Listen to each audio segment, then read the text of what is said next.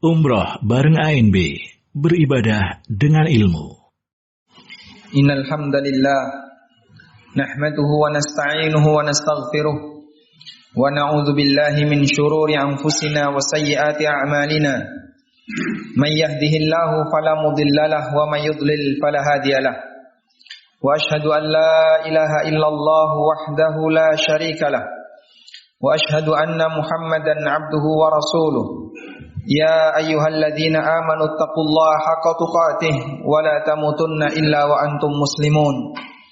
Ya ayyuhan nasu taqu rabbakumul ladzi khalaqakum min nafsin wahidah wa khalaqa minha zawjaha wa batha minhuma rijalan katsiran wa nisaa'a wattaqullaha alladzi tasaaluna bihi wal arham innallaha kana 'alaikum raqiba.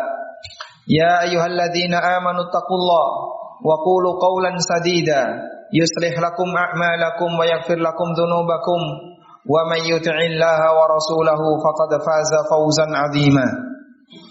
Amma ba'du fa inna asdaqal hadithi kitabullah wa khairal huda huda nabiyyina Muhammadin sallallahu alaihi wasallam wa syarral umuri muhdatsatuha fa inna kulla muhdatsatin fid dini bid'ah wa kulla bid'atin dhalalah wa kulla dhalalatin finnar. Wa usalli wa usallim ala nabiyyina Muhammadin wa ala alihi wa sahbihi ajma'in. Hadirin jamaah Jumat dimakan Allah Subhanahu wa taala. Allah Subhanahu wa taala memberikan perintah setelah muslim beribadah hanya kepada Allah, menegakkan tauhid, selanjutnya mereka diperintahkan untuk berbuat baik kepada sesama makhluk, tidak terkecuali adalah berbuat baik kepada tetangganya. Allah Subhanahu wa taala berfirman di surat An-Nisa ayat yang ke-36, wa'budullaha wa la tusyriku bihi syai'a. Sembahlah Allah semata dan janganlah kamu menyekutukan Allah dengan sesuatu apapun. Wa bil walidaini ihsana wa bidzil qurba wal yatama wal masakin. Dan berbuat baiklah kepada orang tuamu, demikian pula kepada kerabat dekatmu, anak yatim, orang-orang miskin. Kemudian Allah katakan wal jari dzil qurba wal jaril junub. Dan berbuat baiklah kepada tetangga yang dekat maupun tetangga yang jauh. Kita perhatikan di sini. Allah Ta'ala perintahkan kita untuk berbuat baik kepada beberapa deretan makhluk, mulai dari orang tua, kerabat dekat, anak yatim, orang miskin, termasuk tetangga. Setelah Allah perintahkan kita untuk mentauhidkan Allah Ta'ala, setelah Allah perintahkan kita untuk tidak menyekutukannya, sehingga ini menunjukkan bahwasanya perintah berbuat baik kepada makhluk adalah perintah yang besar, sehingga Allah sebutkan setelah Allah perintahkan untuk mentauhidkan Allah Subhanahu wa taala. Dan disebutkan dalam banyak hadis di mana Nabi sallallahu alaihi wasallam melarang keras bagi kaum muslimin untuk mengganggu tetangganya. Di antaranya disebutkan dalam hadis riwayat Bukhari dari Abu Shuraih radhiyallahu anhu, Nabi sallallahu alaihi wasallam bersabda, "Wallahi la yu'min, wallahi la yu'min, wallahi la yu'min." Demi Allah tidak beriman, demi Allah tidak beriman, demi Allah tidak beriman. Beliau ulangi 3 kali untuk menyatakan ada yang bermasalah pada pada imannya seorang mukmin. Kemudian ditanya oleh sahabat, "Man hum ya Rasulullah?" Siapakah mereka ya Rasulullah? Kata Nabi sallallahu alaihi wasallam, "Alladzi la ya'manu jaruhu bawa'iqah." Yaitu manusia di mana tetangganya tidak merasa aman dari gangguannya. Ada sebagian orang yang dia ditakuti oleh orang lain karena potensi jahat yang ada pada diri orang ini. Sehingga ada orang yang ketika meninggalkan rumahnya serba dipenuhi dengan perasaan was-was. Jangan-jangan ada barang yang hilang, jangan-jangan nanti ada orang yang ngambil barangnya, dan bisa jadi pelakunya orang yang tidak jauh dari rumahnya alias tetangganya. Dalam riwayat yang lain, hadis yang diriwayatkan oleh Bukhari Muslim dari sahabat Ibnu Umar radhiyallahu anhu, Rasulullah sallallahu alaihi wasallam mengatakan, "Ma zala Jibrilu yusini bil jar." Jibril selalu memberikan wasiat kepadaku, memberikan pesan kepadaku untuk berbuat baik kepada tetangga, hatta dhanantu annahu sayuwarrithu, sampai aku punya anggapan nampaknya tetangga itu akan mendapatkan warisan dari sebelahnya. Saking seringnya Jibril memberikan wasiat kepada Nabi sallallahu alaihi wasallam, memberikan pesan kepada Nabi sallallahu alaihi wasallam untuk berbuat baik kepada tetangganya. Dan jamaah dimuliakan Allah Subhanahu wa taala, salah satu di antara bentuk gangguan yang tidak boleh ada bagi tetangga kita adalah gangguan baik dalam masalah suara maupun aroma. Sehingga kalau ada orang yang rumahnya mengeluarkan aroma yang enggak baik, aroma yang tidak sedap, atau dia mengeluarkan suara yang mengganggu orang lain, dan itu rutin terus seperti itu, maka orang ini berhak untuk dilarang dalam aktivitas yang menyebabkan tetangganya terganggu. Sebagaimana yang ini dinyatakan oleh para ulama, seperti yang dikutip dalam kitab Durarul Hukam, Syarah Majalah Al-Ahkam, dinyatakan al-mas'alatul khamisah, kasus yang kelima. Idza ansha'a ahadun muslihan, apabila ada orang yang berprofesi sebagai tukang jagal fi qurbi ahadil masajid wa ta'adzal musallun min rahihatil hayawanat al-madbuha wa min arwathiha al-kariha fa idza a'lama al-qadi dzalika yamna'u. Apabila ada orang yang berprofesi sebagai tukang jagal, baik jagal kambing termasuk ayam, kemudian mengeluarkan bau yang mengganggu samping masjid atau mengganggu orang-orang yang salat, termasuk juga mengganggu tetangganya, baik gangguan dari sisi kotorannya, termasuk juga gangguan dari baunya yang ganggu orang lain. Fa idza a'lamal qadi dzalika, apabila hakim sudah mendapatkan informasi tentang ini, yamna'uhu, maka dia berhak untuk melarang orang yang beraktivitas tadi. Al-mas'alatu sadisah, kasus yang keenam.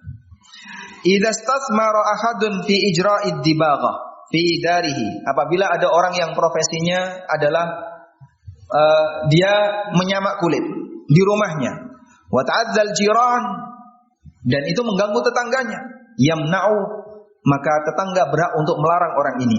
Amma idza ajra hadhi san'ah nadiran fala yamna'u, tapi kalau sesekali enggak masalah.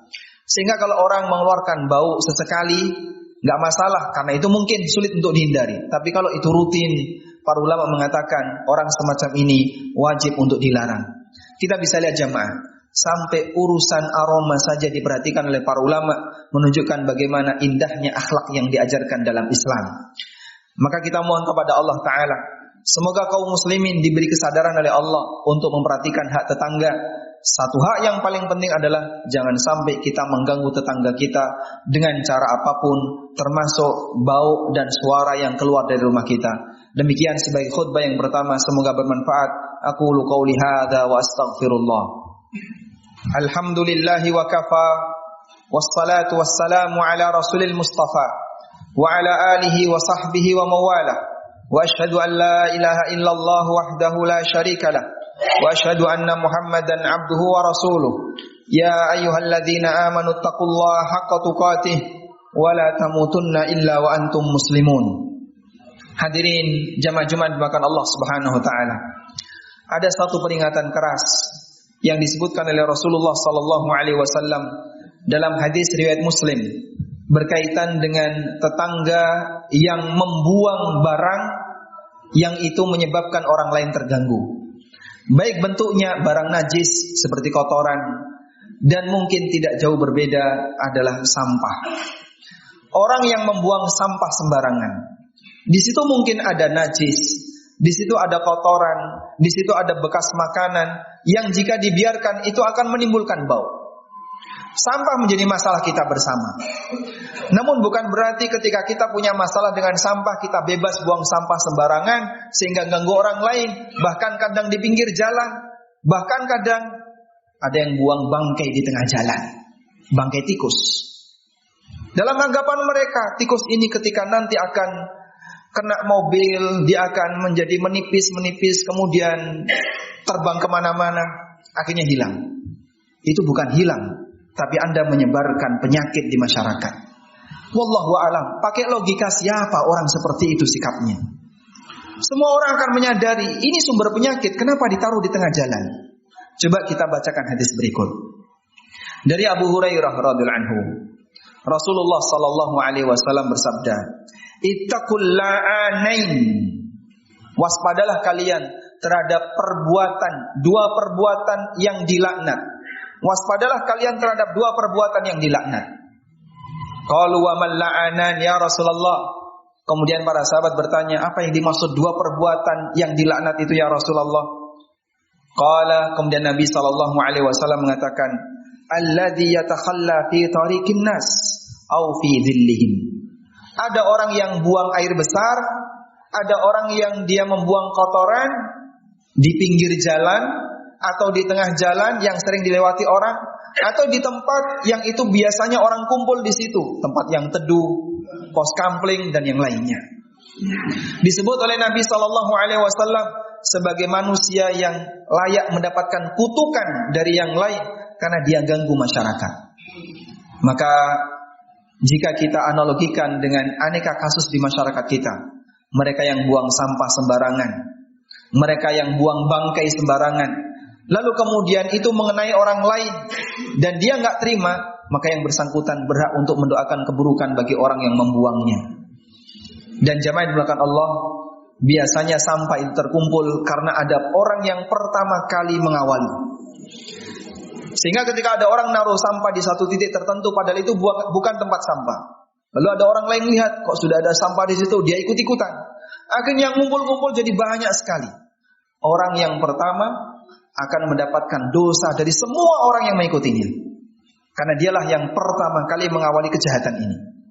Sebagaimana yang dikatakan oleh Nabi sallallahu alaihi wasallam, "Man sanna fil Islami sunnatan sayyi'ah, falahu wizruha wa wizru man amila biha." Siapa yang pertama kali mengawali perbuatan buruk, maka dia mendapatkan dosanya dan dosa setiap orang yang mengikutinya, min ghairi ayyan qussa min auzarihim syai'a, tanpa mengurangi dosa-dosa yang lain sedikit pun. Waliyadzubillah. Maka jangan sampai kita menjadi pioner dalam masalah kejahatan, dalam masalah tindakan yang melanggar, karena setiap orang yang mengikuti perbuatan kita, kita turut akan memikul dosa orang tersebut.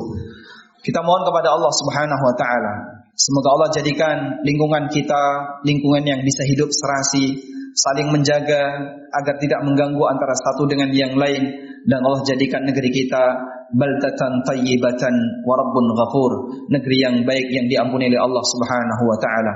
Allahumma salli ala Muhammad wa ala ali Muhammad kama sallaita ala Ibrahim wa ala ali Ibrahim innaka Hamidum Majid.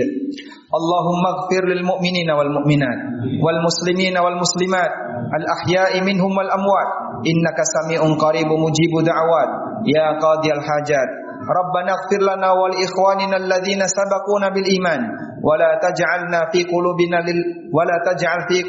ghillan lil ladzina amanu Rabbana innaka ra'ufur rahim. Rabbana atina fid dunya hasanah wa fil akhirati hasanah wa qina adzabannar.